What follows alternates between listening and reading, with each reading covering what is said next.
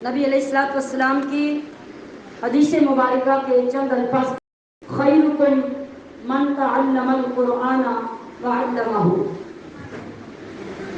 آج ان سارے بزرگان دین کی ارواح کو حاضر مان کر، ان کو وسیلہ بنا کر یہ ذکر پاک اللہ کی بارگاہ میں پیش کرتے ہیں کہ رسول اللہ صلی اللہ علیہ وسلم نے فرمایا، خیرکم من تعلم القرآن وعلمہ۔ یہ اس نسبت سے میں نے حدیث پاک آپ کے سامنے پیش کی کہ آپ کے بچوں نے الحمدللہ پہلے مرحلے میں علم کا ایک باب مکمل کیا، اور جن لوگوں کو اور جن نوجوان بچیوں کو اللہ پاک نے توفیق بخشی، انہوں نے الحمدللہ اپنا وقت اپنے نبی کی محبت اور اپنے نبی کے دین کے لیے پیش کیا، اور آگے چند سال اس مقدس اور اس معمر تعلیم کو حاصل کرنے کا قصد کیا، تو ان کی حوصلہ افزائی، دل جوئی اور ان کے اس اعلیٰ ترین کام کے انتخاب پر ان کو اپریشیٹ کرنے کے لیے میں نے اس حدیث پاک کا انتخاب کیا۔ میں اگر آپ سے یہ سوال کروں کہ آپ جتنے لوگ جن جن علاقوں سے تشریف لائے ہیں، آپ بتائیں کہ آپ کے علاقے میں بہترین بندہ کون ہے، اعلیٰ درجے کا بندہ کون ہے، بڑی ویلیو والا، بڑی عزت والا بندہ کون ہے؟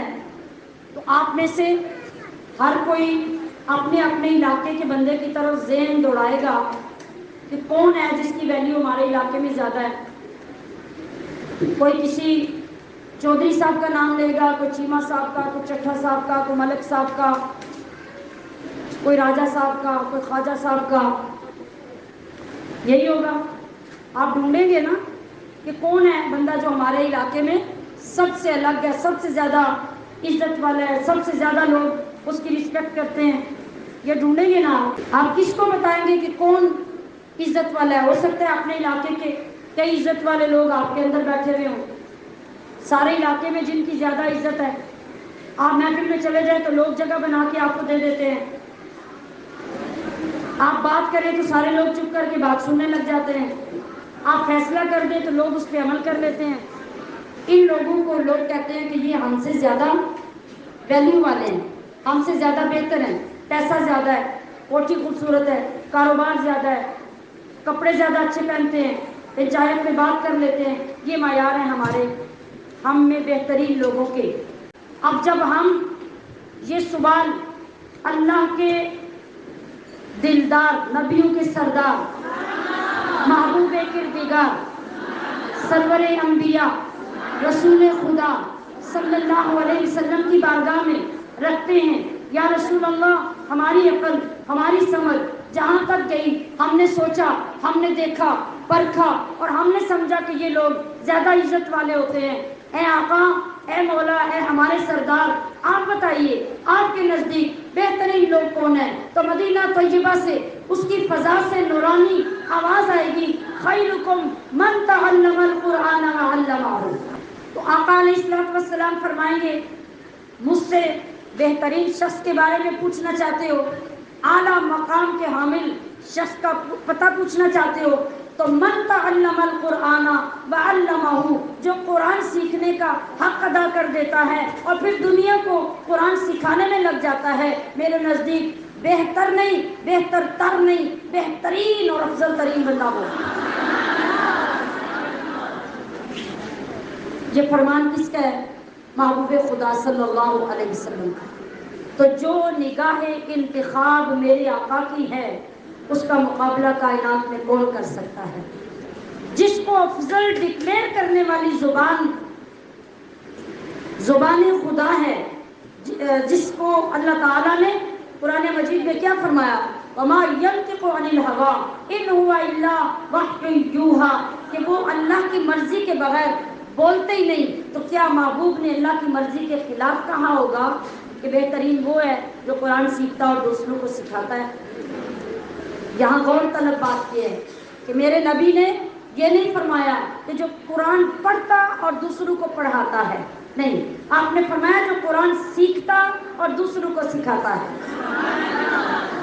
اور یہ ہم سمجھ سکتے ہیں کہ پڑھنا کیا ہوتا ہے، سیکھنا کیا ہوتا ہے۔ ہمارے نبی بھی لوگوں کو دین سکھانے آئے ہیں، دین پڑھانے نہیں آئے۔ اور جو نبی کے غلام قرآن سیکھتے ہیں اور قرآن سکھاتے ہیں، آپ نے فرمایا میری نظر میں، مصطفیٰ کی نظر میں، اللہ کے حبیب کی نظر میں بہترین بولے۔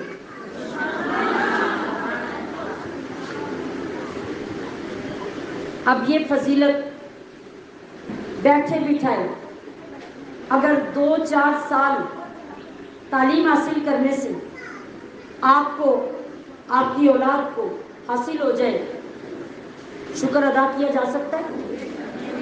ہم شکر تو ادا کریں گے نا 4 سال کے بعد، ہم اس کا انتخاب کرنے کے لیے تیار نہیں ہوتے کہ جس کام کا بینیفٹ اتنا زیادہ ہے، جس کے انعام و اکرام دنیا میں پھیلے ہوئے ہیں، اس کے لیے ہم فیصلہ کریں، انتخاب کریں، اس کو حاصل کرنے کے لیے کوشش کریں۔ ہم نہیں کرتے، اس لیے کہ شیطان نے ہمیں غلط راستے پہ چڑھا دیا ہوا، ہمارا اصل راستہ چھوٹ گیا ہے، ہم غلط روڈ پہ سفر کر رہے ہیں۔ اس کی منزل ہی شیطان ہے، لہٰذا وہ تو کبھی نہیں چاہے گا کہ میری روڈ چھوڑ کر تم واپس سیدھی روڈ پہ چلے جاؤ، وہ اسی پہ چلائے گا اور ہم بد نصیبی سے اسی پر چلتے رہتے ہیں۔ حضور نبی اکرم صلی اللہ علیہ وسلم کا فرمان ہے کہ بدترین خاندان وہ ہے، میرے الفاظ سنیے، بدترین، انتہا درجے کا برا، بد نصیب خاندان وہ ہے جس پورے خاندان میں کوئی ایک بھی عالم دین نہ ہو، اور بہترین اور خوش نصیب خاندان وہ ہے جس خاندان میں کم سے کم ایک عالم دین ہو، اور پھر پورا خاندان اس عالم دین سے علم دین حاصل کر کے اس کے مشورے پر، اس کے بتائے ہوئے مسائل پر چلے تو گویا انہوں نے پورے خاندان کے لیے جنت خرید لی۔ رحمت کی وسعت دیکھیے، 2، 4، 8، 10 بندے نہیں مقرر کیے کہ کم از کم 10 بندے جس خاندان میں سے عالم دین ہوں گے وہ خوش نصیب ہوگا۔ رحمت کی وسعت دیکھیے، کہا پورا خاندان، بے شک وہ 500 بندوں پہ مشتمل کیوں نہ ہو، اگر ان میں ایک بھی عالم دین پیدا ہو گیا سارا خاندان خوش نصیب ہو جائے گا۔ کس طرح؟ ایسے تو نہیں نا کہ آپ کے خاندان میں اگر کوئی ایک عالم دین ہے، وہ آپ کو حرام کام سے بچاتا ہے تو آپ آگے اسے تانے دینے شروع کر دیں کہ تسی تو مولوی صاحب ہو، ایسی کی کریے، تو پھر تو آپ خوش نصیب نہیں، پھر آپ کی بد نصیبی پہلے سے زیادہ ہو جائے گی۔ خوش نصیبی کب ہوگی؟ ایک عالم دین آپ کے پورے خاندان میں ہے، اس کو وہ آنر دیں، وہ عزت دیں، وہ شان دیں، اور شریعت مطہرہ کے فیصلے اس کے پاس کروائیں اور اس سے اللہ کا دین سیکھ کر اپنے زندگی کے کام کریں۔ آپ سے زیادہ خوش نصیب کوئی نہیں۔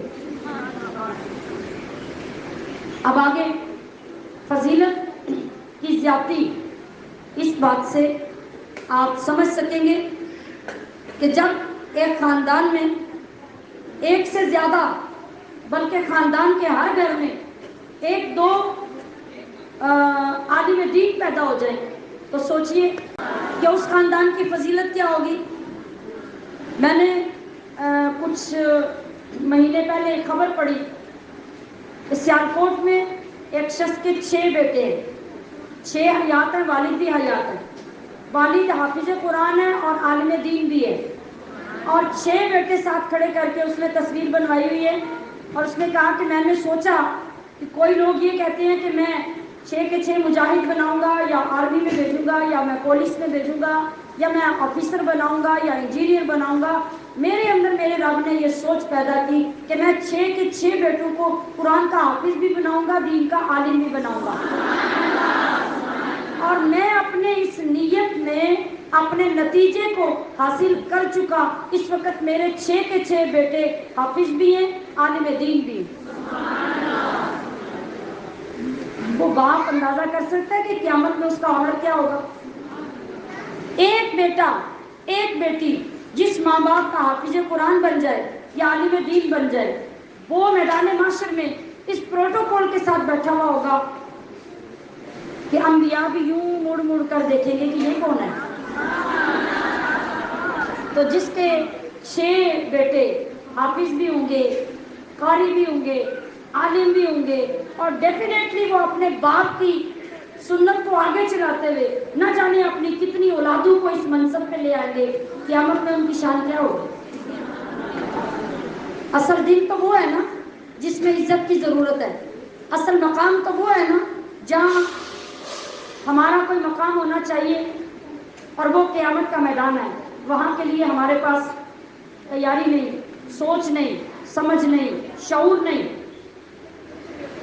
तो जब अल्लाह के नबी ने फरमाया कि कुरान सीखने और सिखाने वाला ये बेहतरीन लोग हैं, तो ज़रा सोचिए, अगर आप अपनी औलाद को दुरुस्त गाइडलाइन देते हैं, दुरुस्त रास्ते की तरफ चलाते हैं, आप उनको कुरान और हदीस की तालीम के लिए अल्लाह के हुजूर पेश करते हैं, तो आज जब वो सीखने आएंगे तो इंशाअल्लाह आने वाले वक्त में वो सिखाने के काबिल भी तो हो जाएंगे।